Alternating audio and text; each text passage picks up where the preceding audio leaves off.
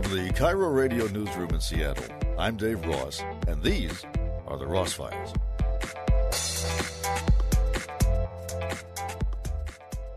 We're all familiar with the Harvey Weinstein story, but this is the story of how the New York Times got it. Jodi Kantor wrote the story with Megan Twohey, and Jodi joins us now. I have to say, and I was telling Colleen this before we went on, that the story about finding the story is almost better than the story. So one of the things I wanted to ask you was, when you heard these first charges, did you believe them? Or was it so outrageous that you thought, no, this can't be real? You know, what we do in the book is that we try to take you behind the scenes of the investigation. We want you present with us there, during those very first phone calls all the way up until the final confrontations with Harvey Weinstein. And that's in part because this story ended up having such staggering impact and I think sort of meaning so much to all of us. But to your question, at the beginning, we didn't really come in with any assumptions whatsoever. We thought, there are rumors about Harvey Weinstein. We really don't know. And my first phone call was with Rose McGowan, the actress. She initially didn't want to talk to me. She said the New York Times was sexist, and I had to sort of find a way to convince her to open up a little bit. And when she told me her story, it was very disturbing. But there were big questions. Can we verify this? Is there enough evidence to be able to put this into the paper? And also, are there more stories like this one? And at that point, we did not know. And how did you go about finding those other stories to corroborate what Rose McGowan was telling you? Well, it was challenging because I'm not an entertainment reporter, and Megan, my partner, and I, we didn't know any actresses. So we sat around the office for a certain period saying, how would you get Gwyneth Paltrow's phone number? How would you get Uma Thurman's phone number? And remember, we couldn't go through agents or publicists because these were very private stories. And we also had to figure out, even if you get one of these women on the phone, what do you say to them in the first 45 seconds of a phone call to actually get them to trust you? Mm-hmm. When you got into the story, you began to realize that Harvey Weinstein knew that he had screwed up and was going to great lengths to try to compromise the women who had accused him, and even was going to go after reporters. And at one point, he hires a company or a group called Black Cube. Can you tell us about that and what they do? Sure. So, okay, in my line of work, it is not that unusual for private investigators to be digging into reporters and sometimes even to sources. It's sort of unsavory, but there's nothing illegal about it. What happened here is something much more manipulative, which is that Weinstein hired this set of essentially private Israeli ex-military spies to try to dupe us, both reporters and sources, and extract information about us. And they actually took out a contract on us. There was an actual Black Cube contract, which we now have, that says that if our article was not published, Weinstein would pay these operatives hundreds of thousands of dollars. Wow. How did you know that they were trying to dupe you? You're a reporter, so you you know these things, but explain it to people who don't understand that. So I'll be honest with you. At the time, I did not know it was happening. I was very worried. I wasn't worried about myself. Confronting the powerful is what we do for a living. That's why we get up in the morning. But I was very worried for our sources because in some cases, these were very vulnerable women. They weren't all big movie stars. Some of them were former Weinstein assistants whose names had essentially been erased.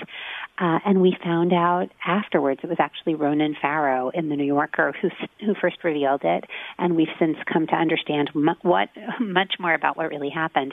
But I still have the email that the Black Cube operative sent to me, and here's the craziest thing. She was, in the email, she was pretending to be a women's rights advocate. Mm-hmm. And that was all to just put you off the trail? It was to try. She wanted me to have coffee with her, and she was basically trying to dangle money in front of me. She was saying, we're doing this big sort of corporate feminism conference in London, and we want you involved. And there was sort of the implication of a big speaking fee. but I brushed her off. I was essentially saved by two things. The first thing is that the Times has really strict ethics rules, and I can't take tens of thousands of dollars from some stranger, especially connected to a business. And then the second thing is I was too busy. We had the responsibility of executing the Weinstein story. My partner, Megan, and I also have very young kids at home, and we wanted to get the story and get the kids to bed. I feel you there. So the night before this story publishes, what's going through your brain? What's going through your heart? What's going through your stomach? I can't imagine how nerve-wracking this might be. It was the responsibility. It was. We knew that nobody had gotten this story. And at that point, we also understood that we were dealing with 25 years of allegations. And there's a kind of moral crisis to the Weinstein story. And part of it is, how could this kind of alleged behavior have gone unchecked for so long? How could so many people have helped Harvey Weinstein instead of the women? And we knew that we were on the cusp of finally being able to expose him, and we were just so worried that something would go wrong. Well, no better person to tell us than you. How did he get away with it for 25 years? So a lot of our book, yes, part of our book takes you behind the scenes of the investigation, but we also devoted an additional year of reporting to figuring out who helped Harvey Weinstein and why, and what can the rest of us learn from this, because this is a lesson in all of our workplaces. If you see somebody doing something wrong, if you hear even rumors of wrongdoing, are you going to act? Are you not? And essentially, the web ranges from high-powered lawyers, including Lisa Bloom, a famous feminist attorney, David Boies, who's one of the most esteemed attorneys in the United States, and then there were people who just looked the other way. Bob Weinstein, who is Harvey Weinstein's brother and the co-founder of these film companies, gave a series of interviews to my partner Megan, and Megan was also able to obtain a letter of his where he basically described why he confronted his brother, but he acted like the problem was sex addiction. And, there's even a quote in the book where he says at one point, "I surrender." He failed to confront the problem properly. Well, Weinstein himself was saying things like, I have to learn that the way I behave is sometimes taken the wrong way by women. When in the descriptions of these things, and I frankly don't remember reading the descriptions in this kind of detail before until seeing your book, how could he not know that he was forcing himself on these women? Well, I can't answer on his behalf, but what I can tell you is that these allegations were made again and again. In the book, we describe the kind of patient zero of the Weinstein investigation, and this was an assistant who worked in his office in 1990 and ended up with a settlement. She was essentially paid to be silent. So this goes back a long, long time. Think of how many women have made allegations since 1990. So he was paying them off for a long time. His brother was trying to stop it. He was hiring these detectives, these black ops people to try and go after you. He knew. Yeah. He knew something was wrong here, right? He appears to have, especially because the lengths he went to in order to cover up these allegations are very extensive. I mean, we were able to document in the first story that he paid between 8 to 10 secret settlements, essentially hush money to women to keep them silent. Yeah, but these women also had lawyers who went along with this. You point out Lisa Bloom. You also point out her mom, Gloria Allred, who has this reputation as a feminist. You make it sound like women like this were actually complicit because they advised the accusers to take these settlements and shut up about it. Well, okay, so let's talk about the issue of secret settlements for sexual abuse, because this is something we all need to think about, because these agreements are still being signed every day across the United States. Believe it or not, this is sort of our country's standard way of dealing with sexual harassment, sexual assault allegations often, which is that a woman who's faced something terrible will go to an attorney, and she's expecting, the law to somehow make it right. And what the attorney will often say to her is, your best option is a secret settlement. You can take money, but it's money for silence. You can never tell anybody about this again. So when you're in that situation individually, it can seem like the best thing to do because you get to keep your privacy, you get to move on, et cetera, et cetera. But what we've now been able to see collectively, not just with the Weinstein story, but the Bill O'Reilly story, the Larry Nassar story, is that these settlements have a tendency to enable abuse because the men can just pay the women to be silent, and then they can go on to potentially hurt somebody again. And so I think we're having now a kind of reckoning over the work that Gloria Allred and many, many, many other attorneys do. And I think the question is this really the best we can do in terms of addressing this problem in this country? What do you think has changed since this reckoning began with your reporting? What's so confounding is that everything has changed and nothing has changed. On the one hand, there was this mass firing of people like Charlie Rose and Matt Lauer and Mario Batali, and we've never really seen that kind of accountability before.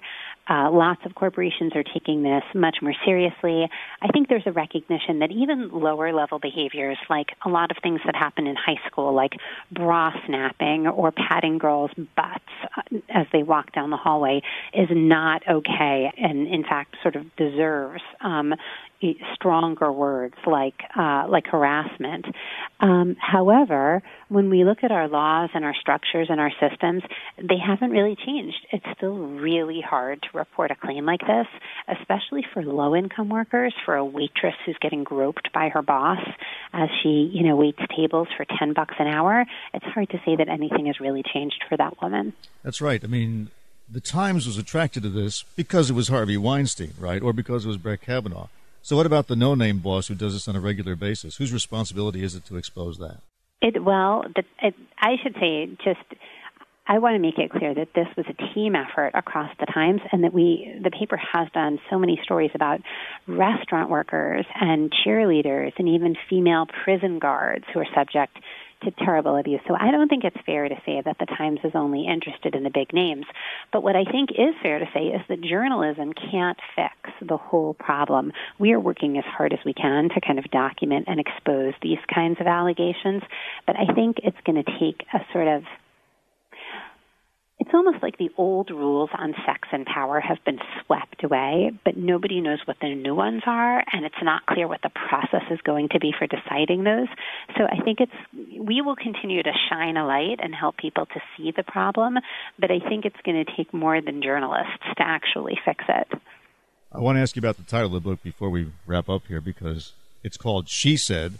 You deliberately left out the he said. So explain the reason behind that. Well, thank you for asking that. I mean, the book is really about not only the power of listening to women's voices, but the complexity of it, because the she's in the book are so diverse, and the ways in which the women speak out and don't speak out are so diverse. Gwyneth Paltrow is in the book, and it's surprising to many people, she was actually a key source on the Weinstein investigation, but she had a lot of trouble going on the record for the first story. So that's a certain kind of she said. The book describes the behind-the-scenes story of Christine Blasey Ford's testimony last summer. It's the first account she's given of what it was really like to give that testimony and what led her there. So that's a different kind of she said. And then there's a woman named Rowena Chu who is coming forward about Weinstein in this book for the first time. She kept her silence for 20 years. She didn't even tell her husband. So that's a different kind of she said as well. What are your thoughts, since you brought up Christine Blasey Ford and Brett Kavanaugh, of the new allegations against Kavanaugh and the calls to impeach him? Well, that book only comes out tomorrow. It's by our colleagues, Kate Kelly and Robin Burebin, so I'm looking forward to reading it. I haven't gotten a look at it yet. But I think what we're seeing is that is just one of the most endlessly controversial stories of our time. And part of why we wanted to write in detail about Christine Blasey Ford's experience is that there was so much political controversy that it's almost like this one woman's particular journey through the political system, her decisions about whether to tell her story and how, I think almost got lost a little bit. You talk about sweeping away the old rules without knowing what the new rules are. I think what men would probably like to know from you is, how far back do you go? How far back is it fair to go when reassessing what happened? You're asking a great question. Yeah. I mean, in our reporting, what we see is that there are basically 3 questions about Me Too that have not been answered. And number 1 is what kinds of behaviors are under scrutiny? And I would include in that question your question, which is how far back are we going here? And also, are we only talking about serious assault allegations, or are we also talking about, say, bad dates? Number 2, how do we decide what really happened? What are the tools we're using to figure out which information is correct? And then number 3, how does accountability and punishment work? And all 3 of those questions are controversial, and they tend to get very mixed up, very intertwined. And so I think that's part of what makes some of these discussions just feel like a huge fireball of controversy, because we're dealing with several difficult questions at once. But for people who find themselves in this situation, based on the rules that you follow for what to publish and what not to publish, if somebody is thinking about coming forward with a story, how would you advise them to document it, given that many of these things happen in private? That's a really interesting question. I mean, our perspective as reporters is we do look for a lot of documentation, because the rule in journalism is, Megan's old editor had a sign on his desk that said this: if your mother tells you she loves you, check it out. And also, if a woman is going to come forward in our pages about something difficult, we want to make sure that we've found as much evidence as possible about what happened so we can give context to what she's saying. So we look for everything. We look for old diary notes. We look at old meeting calendars. We especially look for anybody she may have told at the time or shortly afterwards. We look for corporate memos, for settlements, for a legal and financial trail around what happened. We look for really any kind of evidence we can find. So that's the key. Document it when it happens. Write something down. Take a picture. Well, tell somebody. Not everybody does. I mean, I don't know that I would necessarily fault, a 16-year-old who finds herself in that situation and doesn't know to write everything down. And there are many people who keep these experiences private, as you know, and are very afraid or very ashamed to tell anybody. But I'm just saying that in the journalism, we try as hard as possible to get as much context and as much documentation as possible, because that creates a situation that's more powerful and fair for everybody. Jodi Kantor, the co-author with Megan Twohey of She Said. Jodi, thanks very much. Thank you. Remember that when there's a longer version of the interviews on Seattle's Morning News, you can usually find it right here in the original form, unconstrained by the limitations of a live broadcast. And you can subscribe so that when someone says, "Did you hear what was on Seattle's Morning News?" you can say, "Not only that, I heard the part that wasn't on Seattle's Morning News." So my advice is to subscribe. And then when we talk to an author, a politician, an entrepreneur, an artist, a scientist, a teacher, a journalist, a celebrity, you'll hear every word. I'm Dave Ross. Thanks for tuning in.